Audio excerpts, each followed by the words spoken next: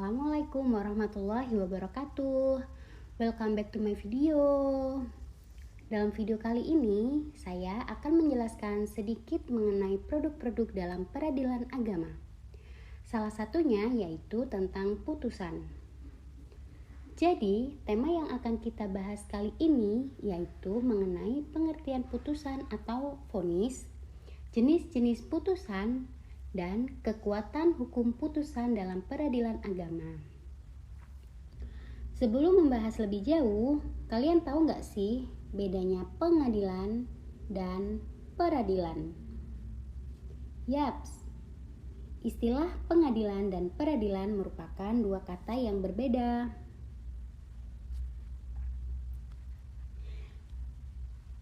Pengadilan merupakan tempat atau lembaga atau badannya. Hal ini disebutkan secara jelas dalam pasal 1 ayat 2 Undang-Undang Nomor 7 Tahun 1989 tentang Peradilan Agama, yakni Pengadilan Agama dan Pengadilan Tinggi Agama. Sedangkan yang dimaksud dengan peradilan adalah proses pemeriksaan perkara di pengadilan. Yang dimaksud adalah acara pemeriksaan perkara oleh hakim di lingkungan pengadilan. Berkenaan dengan istilah peradilan agama merupakan sebutan resmi bagi salah satu di antara 4 lingkungan badan peradilan negara di bawah Mahkamah Agung. Menurut Undang-Undang Nomor 48 Tahun 2009 tentang kekuasaan kehakiman, di dalam pasal 18 dinyatakan bahwa kekuasaan kehakiman dilakukan oleh sebuah Mahkamah Agung dan badan peradilan yang di bawahnya dalam lingkungan peradilan umum, peradilan agama, peradilan militer, peradilan tata usaha negara, dan Mahkamah Konstitusi. Menurut Undang-Undang Nomor 48 Tahun 2009 dalam pasal 25 ayat 3, peradilan agama adalah peradilan yang berwenang memeriksa, mengadili, memutus, dan menyelesaikan perkara antara orang-orang yang beragama Islam sesuai ketentuan peraturan perundang-undangan. Peradilan agama termasuk peradilan khusus karena diberi wewenang oleh undang-undang untuk mewujudkan dan menegakkan hukum perdata Islam material dalam batas-batas yang ditentukan dalam undang-undang. Selain itu, bagaimana cara melakukan suatu peradilan atas suatu perkara, memberi putusan, serta melaksanakan hasil putusan hakim tersebut. Nah, untuk bahasan yang selanjutnya mengenai pengertian putusan.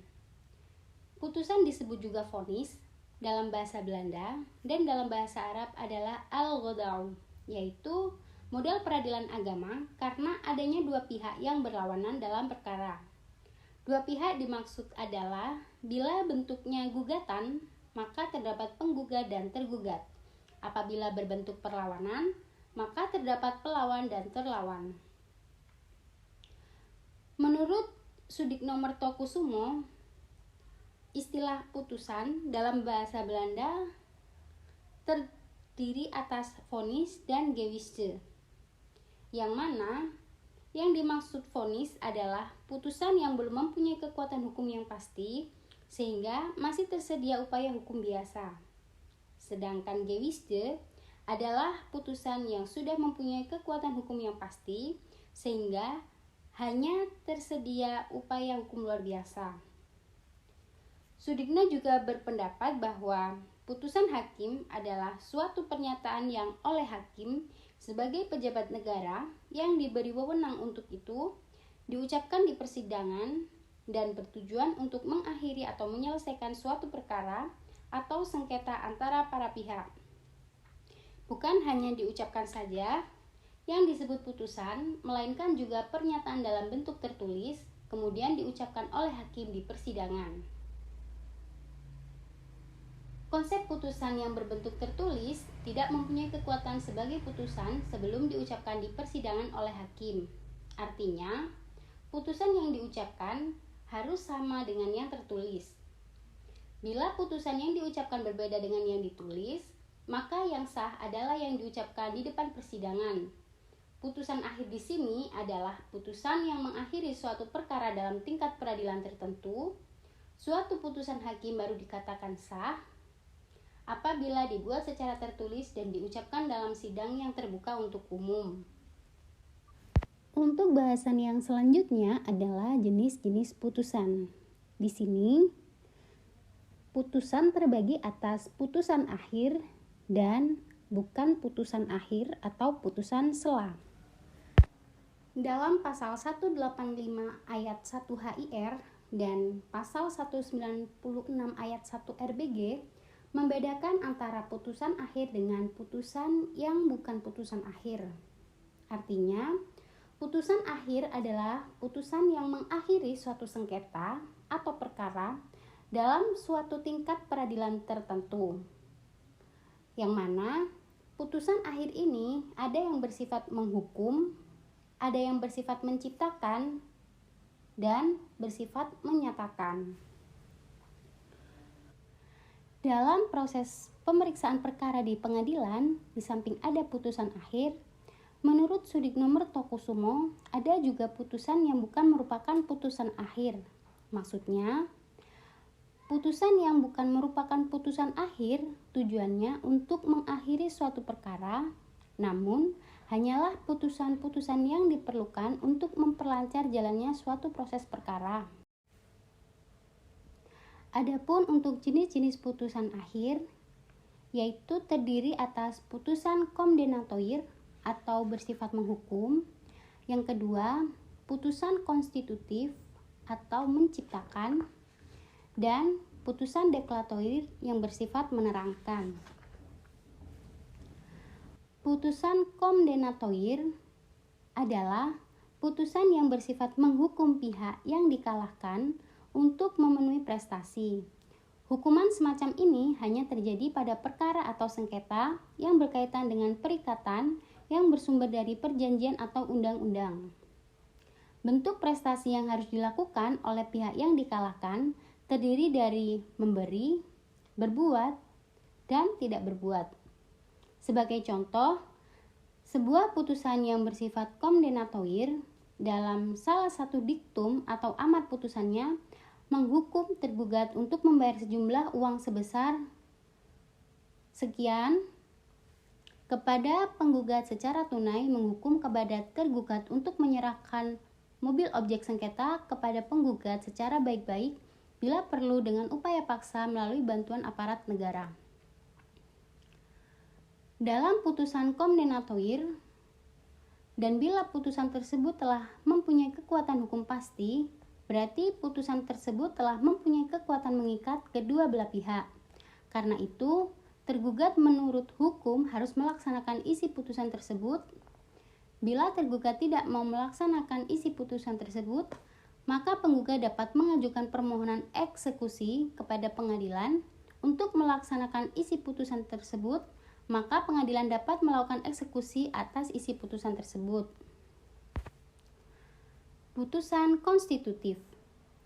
Putusan konstitutif adalah putusan yang meniadakan atau menciptakan suatu keadaan hukum baru, misalnya pemutusan perkawinan, pengangkatan wali, pemberian pengampuan, pernyataan pailit, pemutusan perjanjian, dan sebagainya dalam diktum atau amar putusannya, misalnya menyatakan perkawinan antara penggugat dan tergugat putus karena perceraian. Amar putusan yang bersifat konstitutif ini tidak perlu adanya eksekusi sebagai putusan kondemnatoir karena tidak menetapkan hal yang bersifat kebendaan, maka akibat hukumnya atau pelaksanaannya tidak tergantung pihak lawan atau lembaga hukum apapun. Perubahan keadaan hukum ini terjadi tergantung bentuk peradilannya. Bila perkaranya termasuk konstitusi yuridis, maka perubahan keadaan hukum tersebut menunggu putusan tersebut telah mempunyai kekuatan hukum tetap atau inkrah. Misalnya, putusan perceraian dengan diktum putusannya menyatakan perkawinan antara penggugat dan tergugat terputus karena perceraian. Untuk dapat dilaksanakan putusan tersebut, maka putusan tersebut harus mempunyai kekuatan hukum tetap, barulah keadaan hukum tersebut dengan sendirinya berubah. Semula penggugat dan tergugat masih dalam status perkawinan, Dengan putusan yang telah memperoleh kekuatan hukum yang tetap, maka penggugat dan tergugat baru berubah keadaannya menjadi perkawinannya putus atau telah bercerai dan tidak perlu adanya eksekusi. Bila perkara termasuk volunter yuridis, maka putusan itu mempunyai kekuatan hukum mengikat sejak saat terjadi putusan diucapkan. Misalnya, putusan terhadap perkara penetapan ahli waris, jadi tidak memerlukan eksekusi. Putusan deklatoir. Putusan deklatoir adalah putusan yang isinya bersifat menerangkan atau menyatakan apa yang sah. Misalnya, anak yang disengketakan adalah anak-anak yang dilahirkan dari perkawinan yang sah. Putusan deklatoir murni tidak mempunyai atau tidak memerlukan upaya hukum paksa karena sudah mempunyai akibat hukum tanpa bantuan dari pihak lawan yang kalah atau lembaga hukum yang lain. Sehingga, menurut hukum putusan deklatoir hanya mempunyai kekuatan hukum mengikat. Putusan deklatoir ini mempunyai akibat hukum sejak putusan memperoleh kekuatan hukum tetap dan tidak perlu eksekusi. Bukan putusan akhir atau disebut juga putusan sela atau putusan sementara yang fungsinya tidak lain untuk memperlancar pemeriksaan perkara. Menurut pasal 185 ayat 1 HIR dan pasal 196 ayat 1 RBG, putusan sela ini harus diucapkan di muka persidangan dan tidak dibuat secara terpisah, tetapi ditulis dalam berita acara persidangan. Bila ada pihak yang tidak puas atas putusan tersebut, maka dapat diajukan upaya hukum banding menurut pasal 190 ayat 1 HIR, pasal 251 ayat 1 RBG. Dalam praktik putusan yang bukan putusan akhir, hanyalah putusan sela. Adanya putusan sela disebabkan oleh yang pertama, adanya eksepsi dari tergugat. Yang kedua, adanya permohonan pihak ketiga atau intervensi agar dapat diikutsertakan ke dalam proses perkara antara tergugat dan penggugat yang sedang berlangsung sebagai pihak ketiga berkedudukan sebagai Tusem-Coms atau Voking atau Free Watch Hearing. Dan yang ketiga, adanya permohonan sita atau beslek. Yang keempat, adanya gugatan atau permohonan provisionil. Dan yang terakhir, adanya pengajuan hak ingkar. Bila hal-hal di atas terpenuhi, maka majelis hakim pengadilan agama harus memutuskan melalui putusan sela terlebih dahulu sebelum melakukan putusan akhir. Nah, untuk yang selanjutnya yaitu tentang kekuatan hukum putusan. Untuk bahasan yang pertama adalah kekuatan putusan akhir. Keputusan akhir biasanya bersifat kondemnatoir, konstitutif, dan deklatoir. Menurut Sudikno Mertokusumo, putusan mempunyai 3 macam kekuatan, yaitu kekuatan mengikat, kekuatan pembuktian, dan kekuatan untuk dilaksanakan. Untuk kekuatan mengikat, putusan yang telah dijatuhkan harus ditaati oleh kedua belah pihak. Salah satu pihak tidak bertindak bertentangan dengan putusan. Jadi, putusan mempunyai kekuatan mengikat kedua belah pihak berdasarkan pasal 1917 BW. Terikatnya para pihak terhadap putusan dapat mempunyai arti positif dan negatif. Arti positif daripada kekuatan mengikat ialah apa yang telah diputuskan oleh hakim harus dianggap benar. Sedangkan arti negatif daripada kekuatan mengikat suatu putusan ialah bahwa hakim tidak boleh memutus perkara yang telah diputus sebelumnya antara para pihak yang sama serta mengenai perihal perkara yang sama atau nepis in idem. Kekuatan pembuktian. Sebuah putusan yang berbentuk tulisan merupakan akta otentik. Tidak lain dapat dipergunakan sebagai alat bukti bagi para pihak.